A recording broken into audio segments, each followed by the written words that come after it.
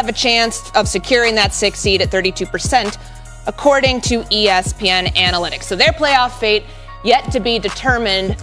Monica, is this loss a big deal? Should we be overreacting? Not a big deal? How do you view this for Golden State? Well, I think you got to start this conversation by knowing that the Western Conference, a lot of these seeds are going to come down to Sunday, the very last day of the regular season. So which the NBA wants. The drama. We love it, the drama. My scale of 1 to 10, y'all, I'm at like a 5.5, 6, because if you look at the matchups, it could play out favorably. Right now, they're in the play-in. If they win that game, they draw the 2 seed of Houston, which I think the Warriors will be fine with. Obviously, if they don't win that game and they have to go into 8, you don't want to see OKC in the first round. But also right now, at 3 and 6, we're looking at this potential Lakers-Warriors matchup, which I don't know if that one is tough, right? I think Houston is probably the one that they would favor and want to see the most. And so I think they have 2 opportunities to try to move in the standings again as the season winds down. That last game, though, David, is versus the Clippers, which to me is a team that's very underrated. So that's going to be a challenge. But I think right now you got to play out the rest of the season. This was kind of close to a disastrous loss for this Warriors team. They have created a situation where now they have the toughest possible scenario going forward. They're probably their best bet is a 6 seed right now, which they play the Lakers. Yes, I think they have a chance against that Lakers team, but nobody says I want to go play that Lakers squad right now with Luka and LeBron going into the playoffs. And then you look at maybe getting into the play-in. And my biggest concern with the Warriors coming into the play-in is that erases a week of rest for a team that is getting older, that looked at the end of that game last night like they desperately needed some rest. Draymond and Steph, when they, look a little tired, they start making bad turnovers. And there were some bad turnovers towards the end of the game. Draymond fell asleep on a backdoor pass towards the end of that game. Like, that is a sign of fatigue for a team that needs rest. So, yes, I think they can get in the 6th seed, but drawing the Lakers is not something you want. And if you're in the play-in, that makes this extremely, extremely difficult. Yeah, so the thing about this one, they didn't lose to the Thunder on the road. They're home against the Spurs. The Spurs are playing on the second night of a back-to-back. They have nothing to play for, really. I mean, pride. They obviously were playing with pride. But they're up by 12 points in the start of the fourth quarter. Like, look, if they play a team, even if they play the Spurs and the Spurs shoot 68% and they hit like 22 of 37 threes, and you're like, holy Moses, we ran into a buzzsaw, like it happens over the course of 82. This game they're holding right in their hands, and it's a vitally important game, and they just let it go on their home court. And I think here's where my big issue is. It's sort of a combination of what David said and what you said, Monica. I agree with you that the difference between the 2 and the 8th seed in the West is negligible. That all of those teams believe they can beat each other, and all of those teams have flaws that will allow them to be beaten. Clearly the Warriors are flawed. Look what happened last night. But the way the Warriors are going to try to pull this off, they're going to try to play with a very small lineup.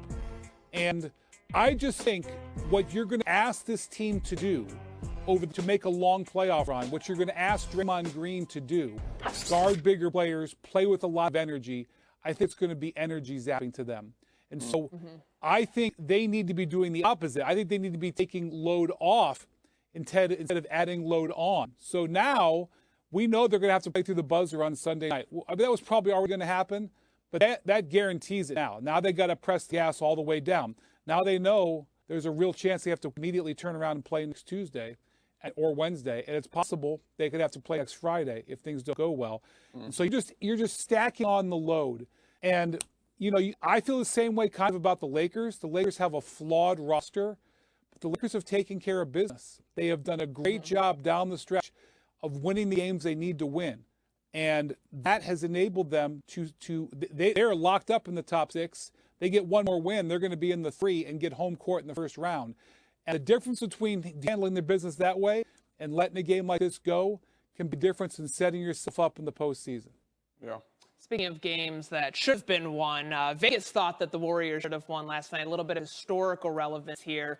Warriors closed as 17.5-point favorites, according to ESPN Bet. That is the largest upset we've seen in the regular season in the last 2 years. Concern, Maka, for the Warriors if they end up in the play-in. Scale of 1 to 10, my concern's at like a 6. Here's the thing. If they end up in the play-in and get out and get the 2 matchup with the Rockets, they're alive. If they are in the play-in and draw the 8 matchup with the OKC Thunder, I do not think they're live. I'm in on the Thunder. I get how legendary and how much basketball late in the season and posting the ball their big three have played, but that to me is bothersome. Now, this is still very fluid. Comes down to the very last game. Sunday they got Clippers, which is not going to be nobody's cakewalk, so we got to see how that goes. Bobby? Yeah, I mean, it's like the stock market, right? The Western Conference is like, there's so much volatility here as far as you can make a case that Golden State can get to Western Conference Finals. You can make a case that Golden State can lose in the first round. And I think, as Monica said, as long as you don't lose in that 7-8 play-in, if you're there, then yes, you do have a shot even as a 7 seed to get to a conference finals.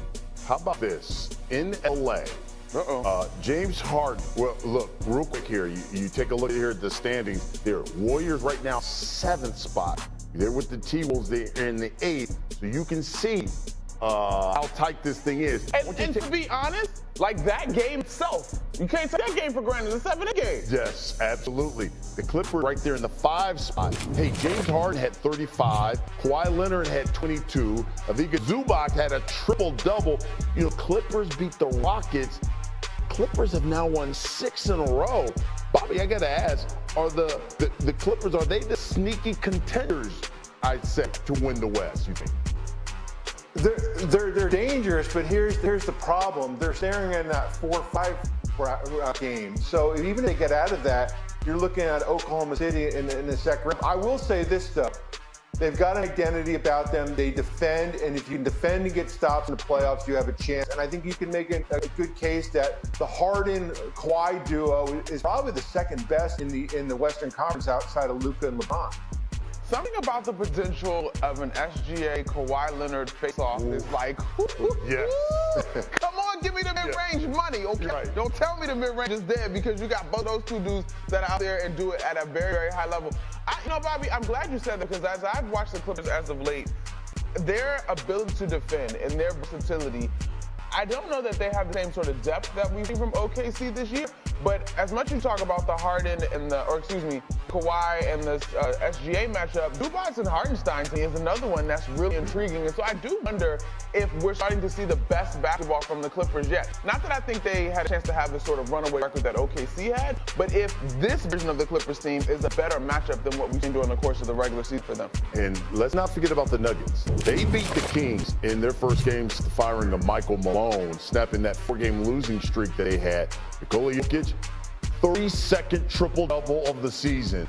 Monica, your reaction to what you saw at Denver last night? Honestly, ho-hum. All right, well, the train is still on the track, so to speak. And I say that because they still have a core. So much about what they're going to be able to do potentially is about how healthy they are.